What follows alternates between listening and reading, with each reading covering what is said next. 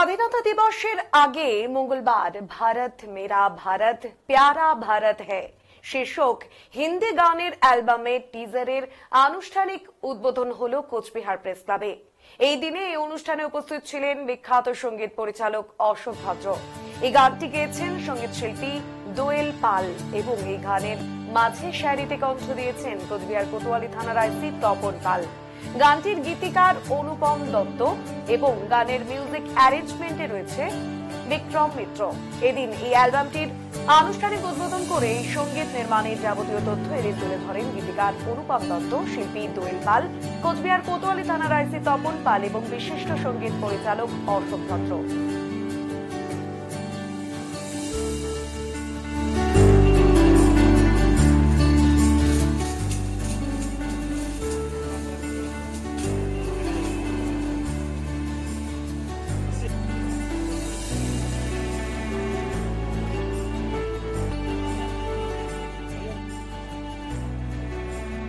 जो मिटाया सिंदूर सर्वभूमि में एक एक बूंद का हिसाब ले आएंगे।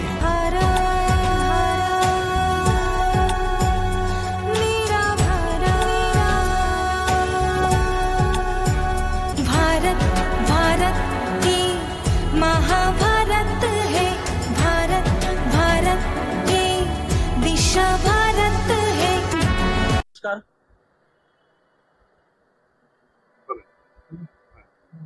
নমস্কার, শুভ দুপুর। অত্যন্ত আনন্দের সঙ্গে জানাচ্ছি যে এই প্রথম আমাদের প্রাণের শহর, রাজার শহর কোচবিহার থেকে শুদ্ধ হিন্দিতে একটি দেশাত্মবোধক গান তার অফিসিয়াল টিজার লঞ্চ হতে যাচ্ছে। গানটি গেয়েছেন আমাদের কোচবিহারেরই শিল্পী দোয়েল পাল। গানটিতে দুটো শায়রি রয়েছে। শায়রিতে কণ্ঠ দিয়েছেন আমাদের সকলের পরিচিত এবং কাছের লোক আমাদের কোচবিহার জেলার আইসি শ্রী তপন পাল মহাশয়, তিনি উপস্থিত আছেন।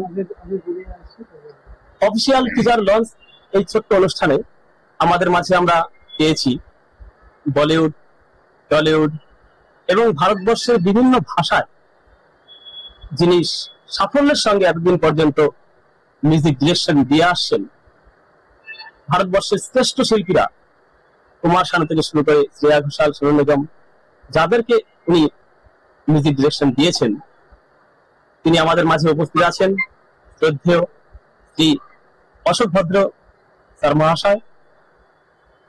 আর উপস্থিত রয়েছেন আমাদের এই গানে যিনি মিউজিক অ্যারেঞ্জমেন্টের দায়িত্ব রয়েছেন শ্রী বিক্রম মিত্র মহাশয়।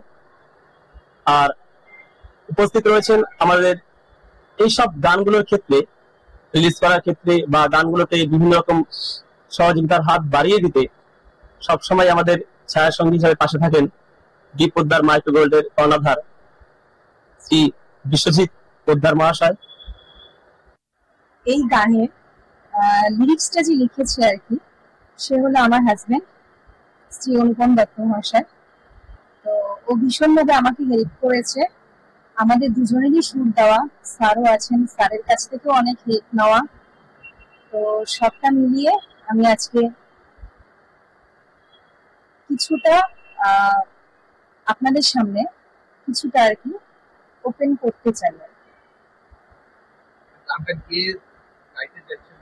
না না, মানে পোস্টারটা ওপেন করতে চাই, অফিশিয়াল ভাবে পোস্টারটা ওপেন করতে চাইছি।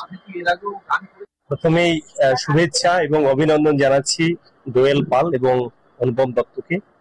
এরা দুজন হাজবেন্ড ওয়াইফ হলেও নিজেরা নিজেদের ক্ষেত্রে কিন্তু স্বতন্ত্র। একজন ভালো গীতিকার, একজন ভালো গায়িকা। দোয়েলকে মোটামুটি কম বেশি সবাই চেনে, অত্যন্ত জনপ্রিয় একজন গায়িকা আমাদের এই উত্তরবঙ্গ থেকে, খুব ভালো গাইছেও।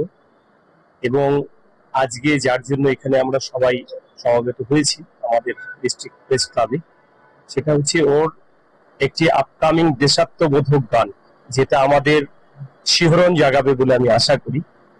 সুন্দর তার লিরিক্স রয়েছে এবং অত্যন্ত ভালো সুর হয়েছে। আর এই গানের প্রত্যেকটি কথা আমাদেরকে আবার নতুন করে উজ্জীবিত করবে। আমার মনে হয় খুব ভালো লাগবে। পাশাপাশি আরেকজনের কথা না বললে নয়, সেটা হচ্ছে আমাদের বিক্রম ভাই, খুব সুন্দর মিউজিক অ্যারেঞ্জ করেছে। ও নিশ্চয়ই বলবে। আমাদের মধ্যে একজন বিশিষ্ট বিখ্যাত মানুষ আপনারা ইতিমধ্যেই শুনেছেন, অশোক ভদ্র মহাশয় রয়েছে, আমাদের বিশ্বজিৎ পোদ্দার রয়েছে, যিনি অনুপ্রাণিত করেন এইসব ক্ষেত্রে। তো আমি এই এন্টায়ার টিমকে আমি খুব শুভেচ্ছা জানাচ্ছি, যেন এই একটি সুন্দর দেশাত্মবোধক গান আমাদের প্রত্যেকের মুখে মুখে এবার যেন ঘুরে বেড়ায়। এই সম্বন্ধে কি বলবো? নমস্কার। স্বাধীনতা দিবসের 5 সালে এই একটি পদক্ষেপ সত্যি সত্যি প্রশংসনীয়। আর আমি বেশি আনন্দ পাই যখন কলকাতা, বম্বে যারা তো সবসময় করে, যারা কলকাতার বম্বের বাইরে থাকে, যাদের এত আগ্রহ আছে, বিশেষ করে north Bengal, inter north Bengal একটা সাংস্কৃতিক পীঠস্থান। এখানে অনেক শিল্পীর জন্ম হয়েছে এবং ঘরে ঘরে প্রতিভা লুকিয়ে আছে।